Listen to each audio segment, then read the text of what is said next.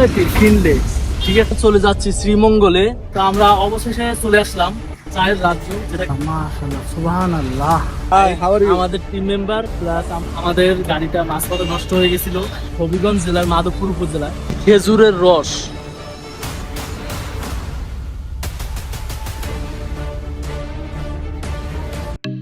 Hello বন্ধুরা, আজকে আমরা চলে যাচ্ছি শ্রীমঙ্গলে। তা আমাদের ব্লগে আজকে যা যা থাকতেছে শ্রীমঙ্গলের ঐতিহাসিক বিষয়গুলো আজকে আমরা তুলে ধরবো, আমাদের সঙ্গেই থাকুন।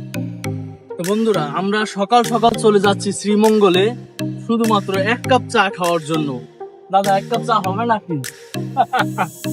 তো পিছনে যে দেখতেছেন আমার প্রডিউসার প্লাস অভিনেতা দাদা, কিন্তু খুব ভালো অভিনয় করে। আপনারা আগে পরে দেখছেন, এখন থেকে আমাদের নিউজ চ্যানেলটা ওইখানে দেখতে পারবেন। তো দাদাই আমাকে বললো চলো আমরা শুটিং এর জন্য একটা সুন্দর স্পট দেখে আসি। তা আসলে শুটিং এর লোকেশন সিলেক্ট করার আগে ওইখানে পারমিশন নেওয়া লাগে, কথা বলা লাগে।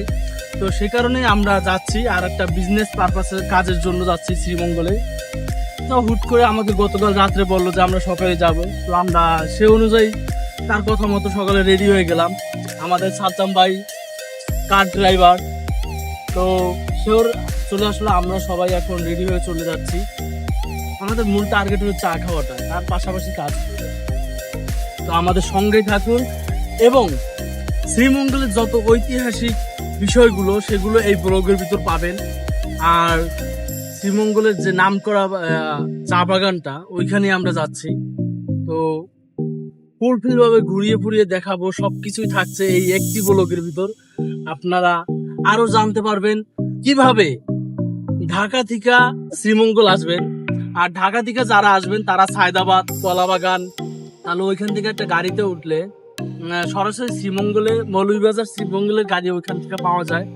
হয়তো গাড়ি ভাড়া 700 বা 800 টাকা নিতে পারে non AC business class seat. আর এসিটা হয়তো 1000, 1200, 1500 এরকম। মানে ভিআইপি গাড়ি আছে না, এগুলো মানে বিশেষ মানে সবকিছুর উপর ডিপেন্ড করে, বুঝছেন আপনি কেমন গাড়িতে যেতে যাচ্ছেন। আমরা এখন নেমে গেলাম।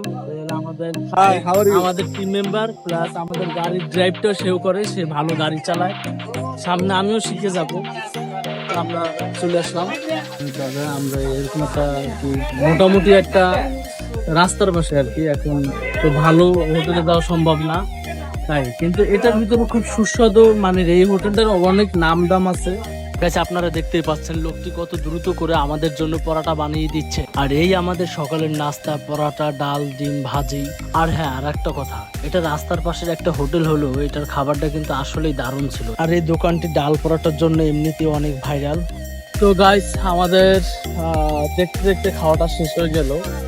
এখন আমরা আবার রওনা দিলাম। ঠিক আছে, তাহলে আমরা ব্রাহ্মণবাড়িয়ার পর হবিগঞ্জ হয়ে মৌলভীবাজারের উপজেলা শ্রীমঙ্গল সেখানে যাচ্ছি। আর সামনে সুন্দর একটা ব্রিজ আছে, আপনাদের সেটাও দেখাবো। তো গাইস, এই সেই ব্রিজ, এটা হলো ব্রাহ্মণবাড়িয়ার একটি ভাইরাল ব্রিজ। দুই পাশে হাওর, ব্রিজটা দেখতে খুবই নান্দনিক এবং সৌন্দর্যে ঘেরা। গাইস, বলতে বলতে আমরা চলে আসলাম মাধবপুর, হবিগঞ্জ জেলার মাধবপুর উপজেলায়। তো আমাদের গাড়ির তেল শেষ হয়ে গেছে, আমাদের গাড়িটা মাঝপথে নষ্ট হয়ে গেছিল, প্রায় 1 ঘন্টার মতো সময় লাগলো। খারাইলো, এখন আলহামদুলিল্লাহ গাড়িটা ঠিক হয়েছে। স্বাগতম বাংলাদেশের চায়ের রাজধানী শ্রীমঙ্গলে। তো বন্ধুরা, আজকে আমাদের এই যাত্রায় আমরা ঘুরে দেখব সবুজে ঘেরা চা বাগান, শান্তি পরিবেশ আর দৃষ্টিনন্দন হাইওয়ে, যেখানে প্রতিটি মুহূর্ত যেন ক্যামেরা বন্দি করার মতো সৌন্দর্য। চারিদিকে যত দূর চোখ যায় শুধু সবুজে ঘেরা বিস্তারিত সারি সারি চা গাছ, শীতল বাতাস আর পাখির ডাক, সব মিলিয়ে এক অন্যরকম প্রশান্তির অনুভূতি। আর গাইস, শ্রীমঙ্গল যে শুধু চায়ের জন্য বিখ্যাত ব্যাপারটা এমন নয়। প্রকৃতির সৌন্দর্য আর শান্ত পরিবেশে প্রতি বছর আমার মতো হাজারো ভ্রমণ পিপাসুকে এখানে আকর্ষণ করে। আর হ্যাঁ, আপনি যদি শহরে যানজট কোলাহল থেকে বেরিয়ে এসে প্রকৃতির মাঝে হারিয়ে যেতে চান, তাহলে শ্রীমঙ্গল হতে পারে আপনার পরবর্তী ভ্রমণের সেরা গন্তব্য। তো গাইস, আমরা শ্রীমঙ্গলে ঢুকে পড়েছি অলরেডি। তাই এখন একটু টাইম 2 মিনিট রেস্টের জন্য আমরা নামলাম।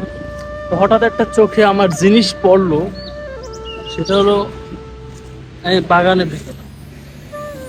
থাকুন, এই যে গাছগুলো দেখতে পাচ্ছেন, এই যে গাছগুলো, আপনারা এই যে একটা জিনিস দেখছেন, আমরা যারা গ্রামে আপনার খেজুরের রস সংগ্রহ করি, গাছে এরকম নুলি দেওয়া হয়, তারপরে এরকম টব দেওয়া হয়। তো এইটা গাছটার নাম এই মুহূর্তে আমার জানা নাই, এটা আমি খোঁজ করে জেনে নিব। এই গাছটার নাম আমার জানা নাই, কিন্তু এই গাছটার কারণে এই যে যে সাদা জিনিসটা দেখতেছেন, এটা হলো কষ।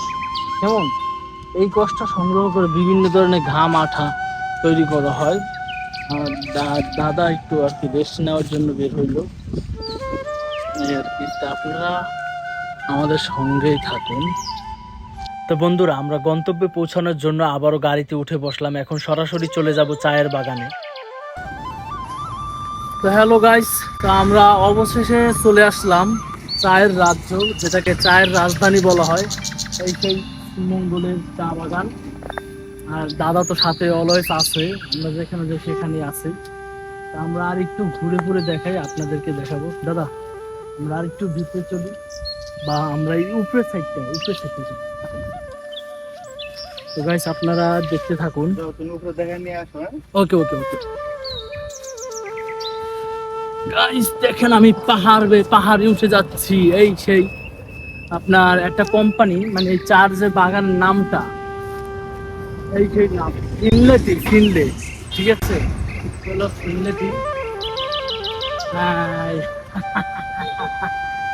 গাইস, দেখুন আমরা আসলে মানে আল্লাহর যে সৃষ্টি কতটা সৌন্দর্য, এটা না শ্রীমঙ্গল, সাজেক এইসব জায়গায় না গেলে বুঝবেন না। মাশাআল্লাহ মাশাআল্লাহ, সুবহানাল্লাহ, এত সুন্দর মনোমুগ্ধকর একটা পরিবেশ। আসলে ফোনে আমরা এতদিন যা দেখছি তার থেকেও 100 গুণ সুন্দর, একদম মন জুড়ে যাওয়ার মতো। আর এখানে আপনার যদি বন্ধু বান্ধবী বা একটা টিম করে ঘুরতে আসেন, অন্য লেভেলের ভাই আনন্দ করতে পারবেন।